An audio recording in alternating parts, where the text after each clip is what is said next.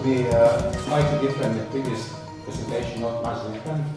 But again, I would like to start by thanking to mentioning the other co-authors, Engineer Rate Balatvan and Ms. Muna Garbay from Water Authority of Jordan. I guess Rate is here in the audience. And also Mrs. Locker from UNESCO IRG. Basically, the presentation is about the arsenic removal from natural groundwater in Jordan. I guess few words about the Jordan.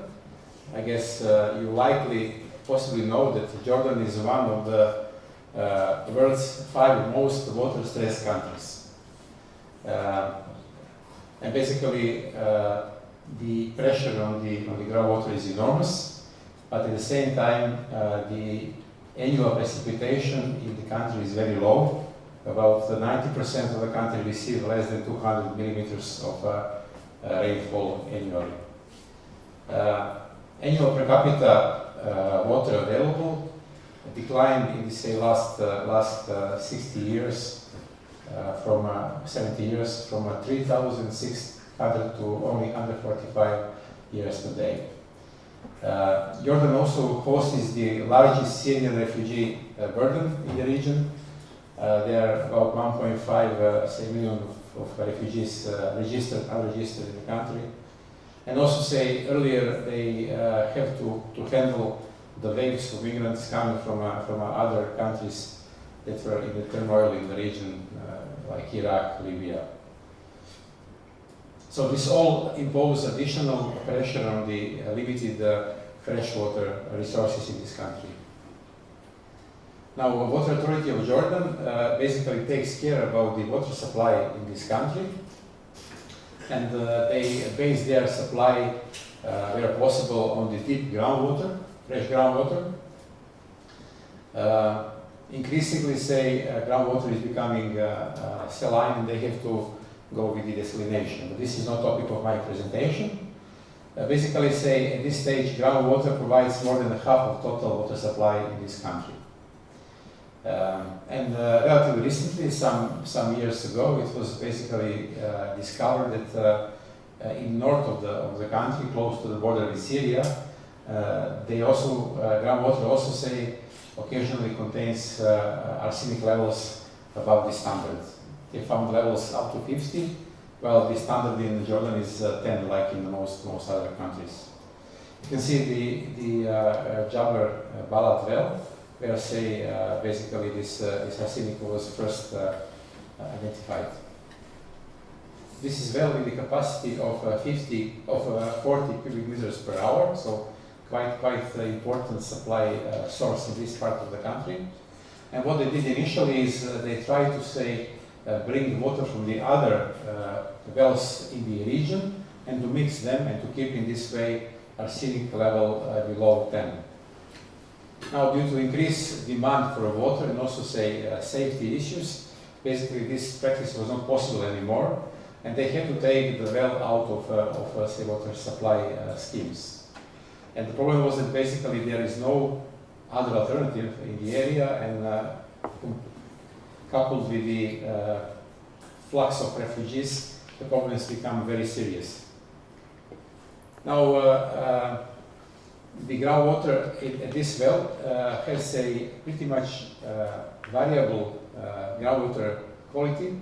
This is karstic aquifer. This is a limestone karstic aquifer, and you can see that the water quality vary in a pretty much wide range. This water sounds to be easier than the water in Serbia because arsenic levels are not so high. They are close to 50. Some iron, manganese, some ammonia, and phosphate is pretty much low, and pH is also lower. So this all suggests that the absorption of this arsenic could be easier. What is also interesting to mention is that due to the nature of the aquifer, the groundwater is likely a mixture of the anoxic and oxic layers of groundwater. So there is some oxygen. At the same time, we have, some ammonia, which is not very common. Now, what was the project objective? It was to provide a groundwater treatment process that can say remove arsenic down to the level of 10, below the level of 10 micron per liter, which is a maximum level described by the national standard. Water authorities had a number of additional requirements for the state plant. They, of course, as everyone, wanted to have a low investment cost, but also say they wanted to have a low operational cost. And then finally, they also stress the importance of the technology to be applied, that it should be robust and simple. Why? Because in this part of the country there are no other treatment plants, and the operators have a lack of experience running complex systems to talk about the maybe coagulation or membrane. So basically, the plant should be really suitable for this type of stuff available. Now, I guess we already heard a few times today that absorption is most simple, effective, and easy to use process, and also very effective. There are plenty of commercial absorbents on the market, but they are easy to use. They don't need regeneration, but they are expensive. We have to buy them, and we have to replace them occasionally, but they cannot be regenerated. The other option is to go for a IOCS, low-cost absorbent. It will ask for regeneration cycles to be applied. And then the question emerged, can we really trust the operators? If they don't do properly or don't do sufficiently, maybe we can get a breakthrough of arsenic in this system. And I can tell you that the water quality control is very severe in Jordan, and once you are above the standards, the plant will be closed, and then it is quite a difficult situation for the water authorities. Now, what we try to do is we try to now combine these two properties of these two absorbents. We assume interestingly combine the low-cost absorbent, iron oxycoated sand, with commercial absorbent. In this case, it was GFH for Russell Chemie in Germany. So what we did is we use IOCS as a pre-treatment, as a filtration rate of 5 liters per hour, and contact time of 30 minutes. And we apply a filter with the GFH to operate at higher rate and shorter contact time as a polishing filter. So what was this idea behind? In this way, we can be sure that the bulk of arsenic will be removed by IOCS because it can remove very good. GFH will have only polishing function, so it will not be loaded with the high arsenic level, and then we can expect that this will result in the long life of this absorbent and also a low operational cost. Regeneration of IOCS will prolong the life of IOCS, but then if it's not done properly or on time or not at all, at least we'll still have GFH to compensate for that. So this was the logic behind. The process scheme applied is pretty much conventional.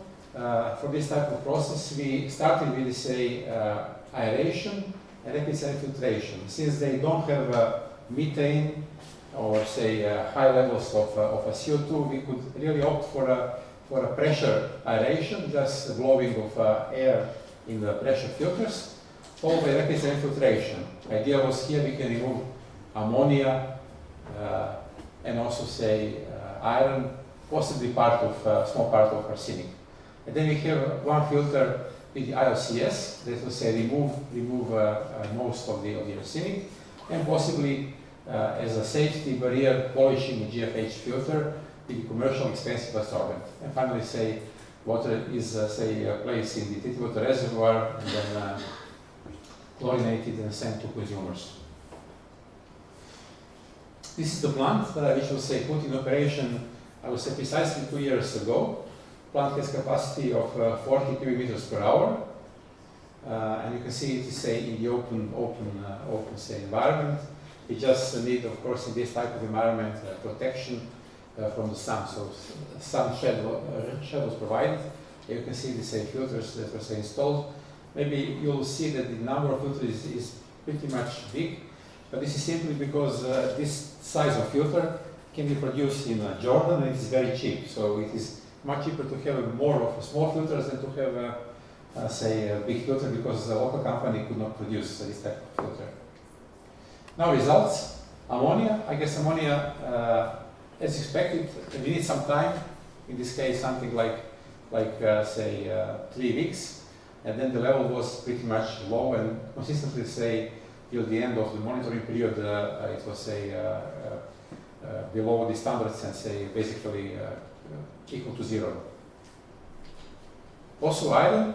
In this case, you have, say, iron in the groundwater, the say black rhomboids, and also, say, iron in the just after the first sand filter. So you can see that basically again we got, say, very low level. This is basically detection limit of the technique applied, so it was practically 0. Also, so you can see that this groundwater quality change in time. So it's very common in this type of environment that the quality can change depending on the say on the obstruction, on the rain, on the recharge of the aquifer. But anyway, iron is not here an issue.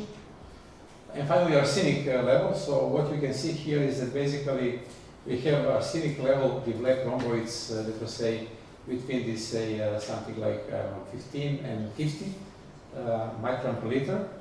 After the first sand filter, so just aeration filtration, we got some reduction of the arsenic, but not much. And this is basically effect of coagulation. Iron was oxidized, precipitated, and removed small part of arsenic. And then finally, the attractive filter with the IOCS was basically keeping all the time the levels below the level of detection.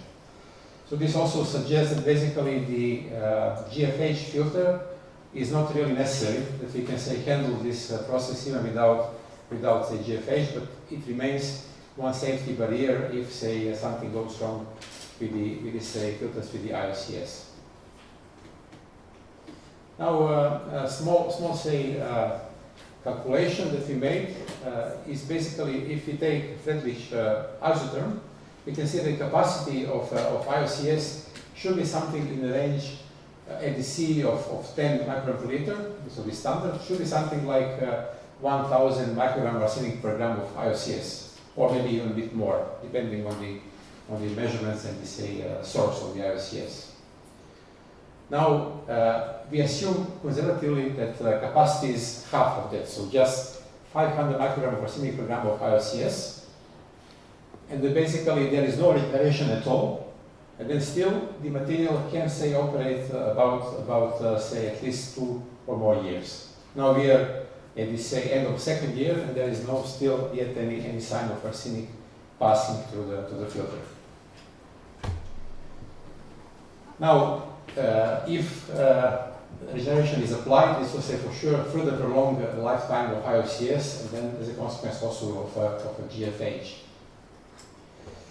Now, cost, we try to calculate the cost based on the, of course, number of assumptions, and basically we came that this, say, IOCS based removal will cost between, say, 1 and 2 euro cent per cubic meter of the water produced, so it is very low. GFH cost is difficult to predict because we don't yet know how long it will say, stay there, but we can expect that they say basically it will say comparable or maybe even lower cost than the say cost of the IOCS. So all in all, for this location, operational costs are, say, quite low.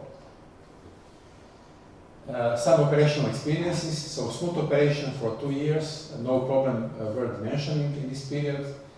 Backwashing of the, say, IOCS and GFH filters once in 10 days, not because of the head loss, but simply because of the, say, high ambient temperatures. They go even up to 40, say, 47 degrees, so we have to backwash to simply, say, refresh the material inside and maybe prevent some biogrowth at these temperatures.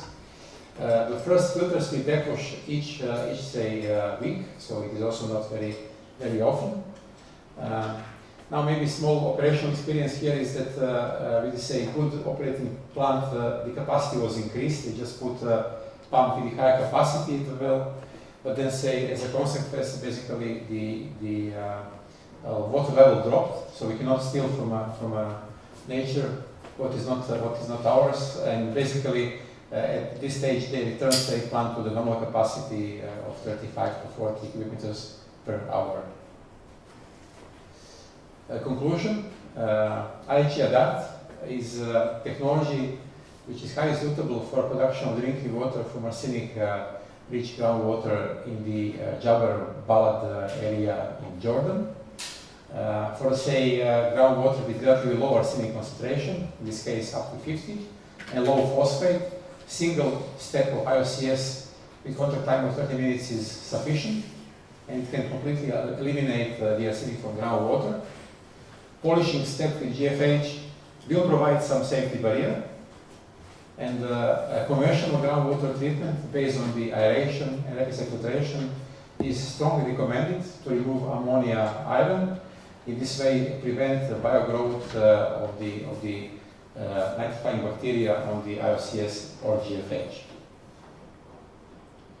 Now, say at the end, I would like to say acknowledge contribution of various parties to this project: the laboratories of Yarmo Food Supply Company, staff of the Jabr Balad plant, Central Water Authority Laboratory, the Munir Structure company that made this plant, say they provided this plant, and also say the Dutch expert at the moment that helped in say design aspects of this plant. Thank you very much for your attention.